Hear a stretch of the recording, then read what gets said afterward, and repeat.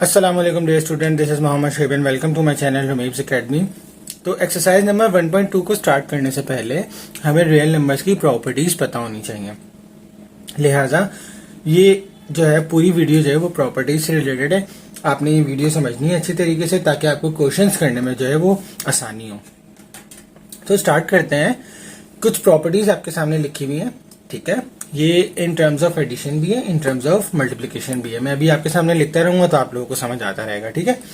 तो सबसे पहली जो प्रॉपर्टी होती है क्लोजर प्रॉपर्टी कहलाती है, जो रियल नंबर्स की होती है। क्लोजर प्रॉपर्टी क्या होती है कि किसी भी दो नंबर्स का सम या किसी भी दो नंबर्स का मल्टीप्लिकेशन या प्रोडक्ट, किसी भी दो नंबर्स का सम या किसी भी दो नंबर्स का प्रोडक्ट जो है वो हमेशा क्या होता है, सॉल्व करने के बाद वो रियल नंबर होता है, ठीक है।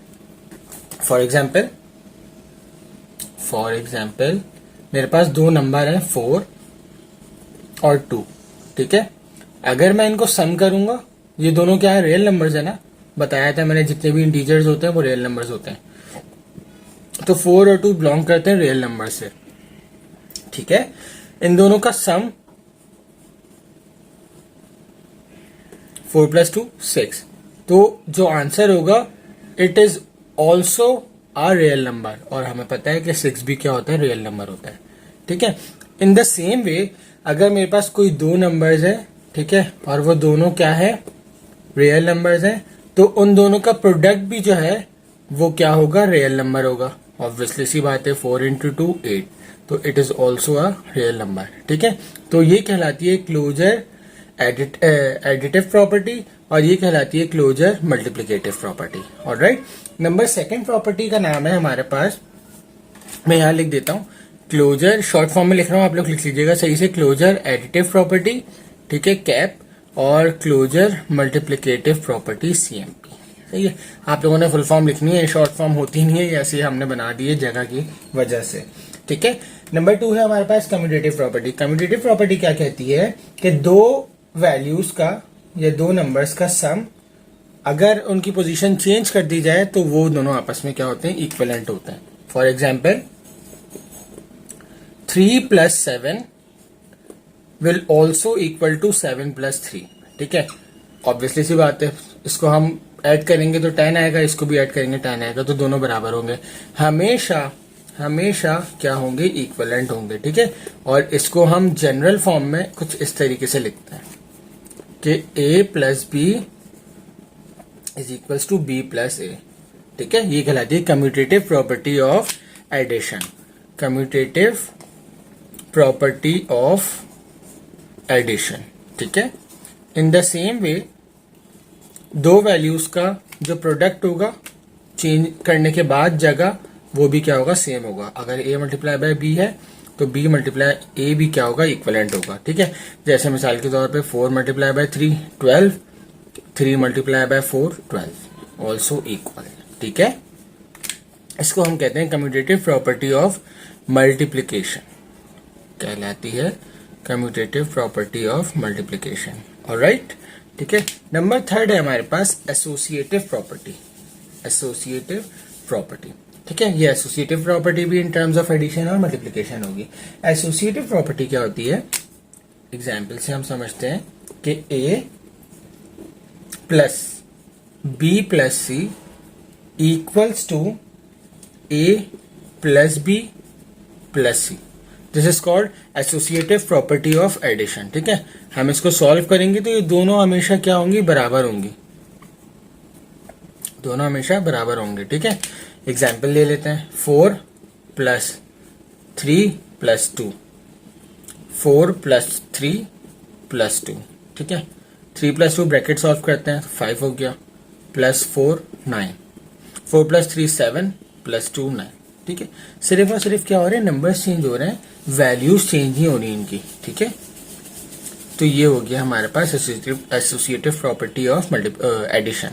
इसी तरीके से एसोसिएटिव प्रॉपर्टी ऑफ मल्टीप्लिकेशन क्या होती है कि हम प्लस की जगह क्या लगा देंगे, मल्टीप्लिकेशन का साइन। तो A × BC will be equal to AB × C, ठीक है। इसको सॉल्व करेंगे, हमेशा आंसर क्या होगा, इक्वल होगा। ये कहलाएगी आपकी मल्टीप्लिकेशन, ठीक है। डिस्ट्रीब्यूटिव प्रॉपर्टी थोड़ी सी हटके होती है इनसे, इन तीनों से। वो क्या होती है, देखें डिस्ट्रीब्यूटिव प्रॉपर्टी जो है, एक तो होती है distributive property of multiplication over addition, इसको हम ये कहते हैं। बस सिर्फ फर्क क्या होता है, एक राइट होती है एक लेफ्ट होती है। वो राइट लेफ्ट क्या होती है वो हम समझते हैं कि जैसे ए बी प्लस सी, देखें ए इंटू बी ए इंटू सी, ये क्या हो जाएगा ए बी प्लस ए सी, ठीक है। तो ये क्या हुआ है, हमने प्रॉपर्टी जो है वो किस साइड पे लगाई है, इस साइड पे ना, तो इसको कहते हैं left distributive property, left distributive property, ठीक है, लेफ्ट डीपी लेफ्ट डीपी, ठीक है।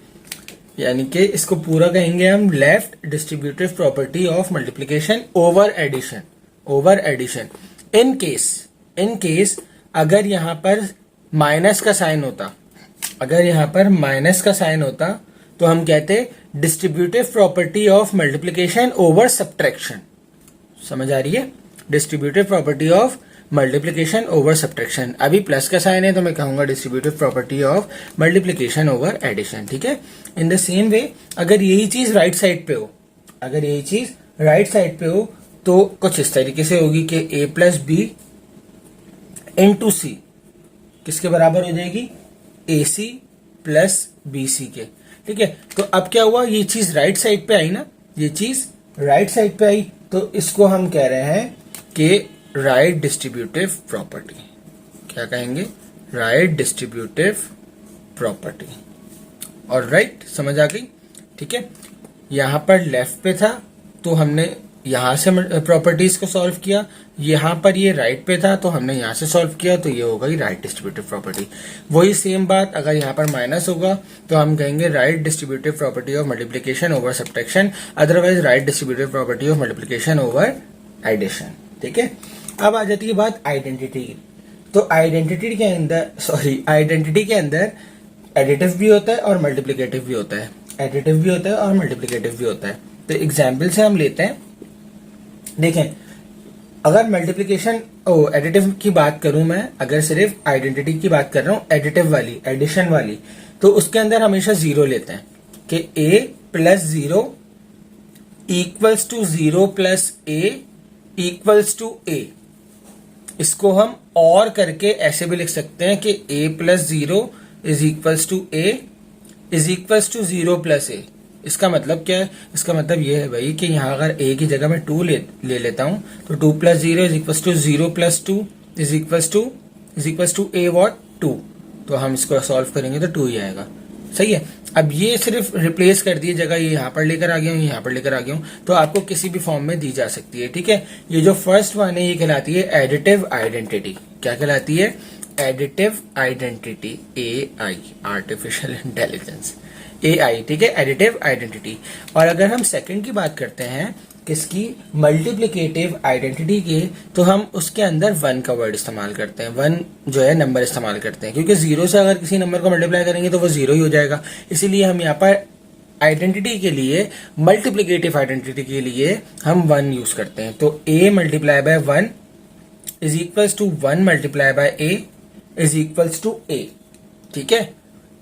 और करके a multiply by 1 is equals to a is equals to 1 multiply by a की बात है, ठीक है। इसको हम कहते हैं multiplicative inverse, sorry multiplicative identity, ठीक है। अब थोड़ा सा मैं बोर्ड ऊपर कर लेता हूं तो आपको इनवर्स भी यहां समझ में आ जाएगा, ताकि आप लोग स्क्रीनशॉट ले लें, अपनी कॉपी में जॉट डाउन कर लें। तो इनवर्स, ठीक है, एडिटिव इनवर्स, बिल्कुल जैसे ये है ना, a plus zero is equal to zero, बिल्कुल सेम है। बस फर्क क्या हो जाएगा, a प्लस यहां पर माइनस a आ जाएगा, ठीक है, और ये बराबर हो जाएगा minus a plus a is equal to zero के, ठीक है।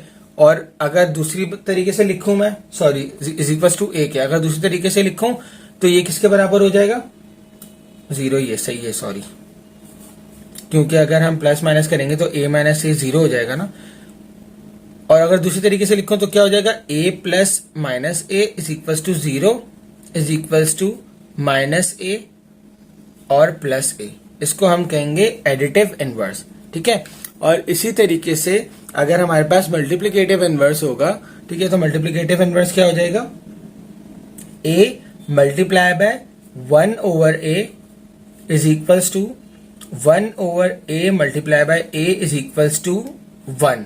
ठीक है, और इसी तरीके से हम यहाँ पर जगह रिप्लेस कर देंगे। अब ये a मल्टीप्लाई बाय 1/a, देखें a से a कैंसिल होगा तो 1 आ जाएगा ना, यहाँ पर भी a से a कैंसिल होगा तो 1 आ जाएगा। समझ आ रही है बात? तो इस तरीके से ये कहलाती है मल्टीप्लिकेटिव इनवर्स। तो ये प्रॉपर्टीज आपने अच्छे तरीके से पढ़ लेनी है। यहाँ पर दोबारा अगर समझ में नहीं आई तो दोबारा से वीडियो आप लोग रिवाइंड करके देख सकते हैं। ठीक है, ये कहलाती है हमारी प्रॉपर्टीज ऑफ रियल नंबर्स, और इन्हीं की बेस पे हमारी एक्सरसाइज नंबर 1.2 के क्वेश्चन नंबर 1 और 2 बेस करते हैं। ठीक है, जब हम क्वेश्चन नंबर 1 एंड 2 कर लेंगे तो फिर क्वेश्चन नंबर 3 से पहले मैं आपको इक्वालिटीज और इनइक्वालिटीज वाली प्रॉपर्टीज समझाऊंगा, ट्रांजिटिव वगैरह। ठीक है, उसके बाद हम क्वेश्चन नंबर 3, 4, 5 तब करेंगे। तब तक अपना बहुत सारा ख्याल रखिएगा। कोई क्वेश्चन हो तो आप लोग कमेंट सेक्शन में पूछ सकते हैं। अल्लाह हाफिज।